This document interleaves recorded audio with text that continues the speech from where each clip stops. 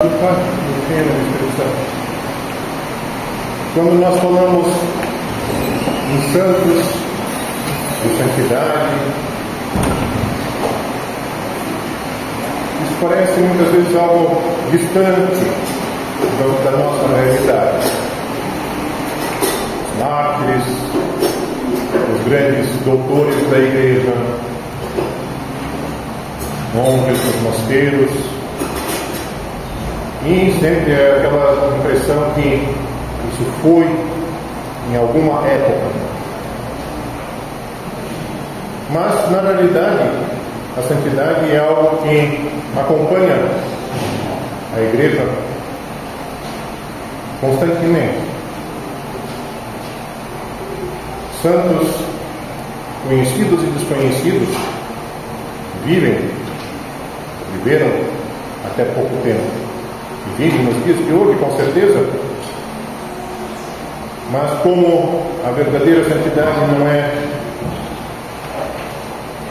exaltada nesta vida, e assim na vida eterna, esses que se esforçam a viver a vida santa estão em mosteiros ou estão mesmo no mundo, mas de uma maneira que ninguém saiba como eles vivem.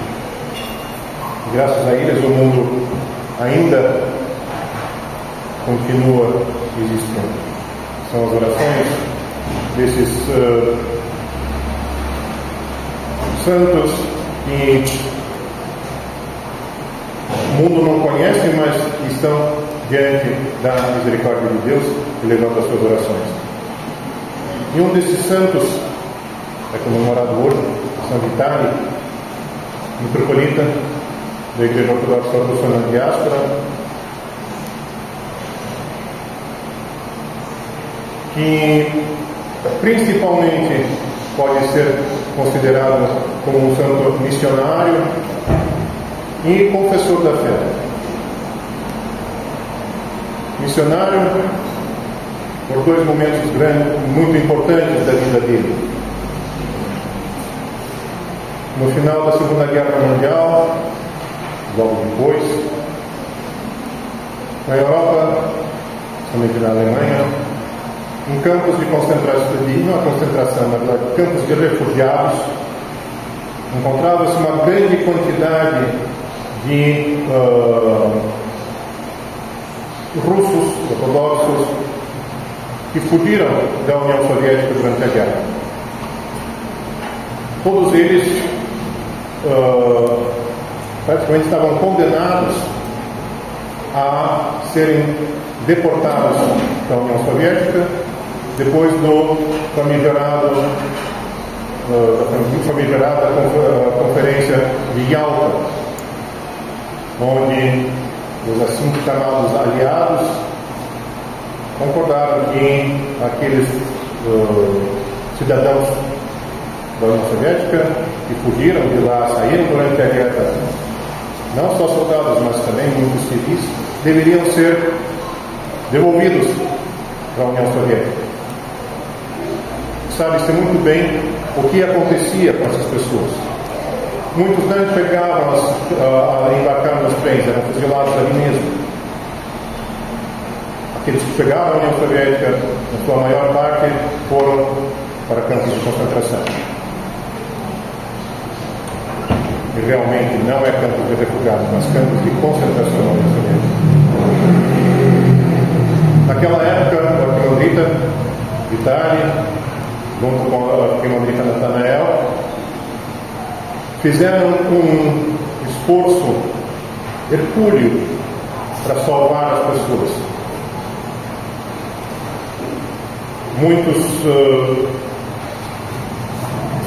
não eram nem batizados, eles batizaram, eles casaram e conseguiram fazer documentos para uma quantidade enorme de pessoas, como que eles tivessem nascido da fora da União Soviética. Isso era a única forma que se tinha para salvar as vidas dessas pessoas. Depois essas pessoas conseguiram saíram da Europa, muitos vieram para o Brasil, dos Estados Unidos. E o padre Vitale foi ordenado bispo em Londres e foi designado como bispo auxiliar para o Brasil. Ele morou alguns anos na Vila Alpina, a igreja onde hoje é o nosso arcebispo Gregório mora, e fundou um pequeno mosteiro, tinha uma tipografia de literatura religiosa em russo, na época era mais importante em russo para os refugiados. E fazia um trabalho missionário muito grande aqui em São Paulo. Depois foi enviado para o Canadá, foi arcebispo do Canadá, e mais tarde se tornou o metropolita da Igreja Ortodoxa Apostólica Diáspora. Faleceu quase 20 anos atrás, pouco menos. E os últimos anos da vida dele, já não como missionário, mas ele viveu como confessor da fé. Ele foi perseguido, passou por muitas dificuldades, não só espirituais, mas grandes dificuldades físicas até. E a igreja no exílio considerou que ele, junto com os outros metropolitas, eram dignos da canonização. A canonização na Igreja Ortodoxa é muito mais, a palavra não é certa, mas é muito mais simples do que na Igreja Romana.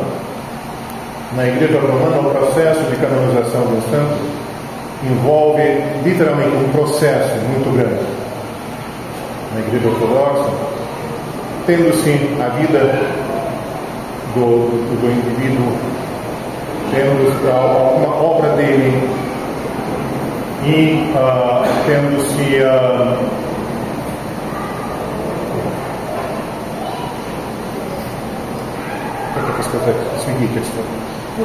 o testemunho de fiéis, a canonização pode ser realizada com muito mais facilidade.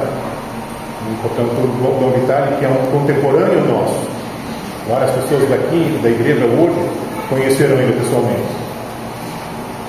E ele está com certeza diante do trono de Deus, elevando as suas orações para fortalecer os fiéis na caminhada ao reino dos céus. Com as orações dele, que Deus nos ajude.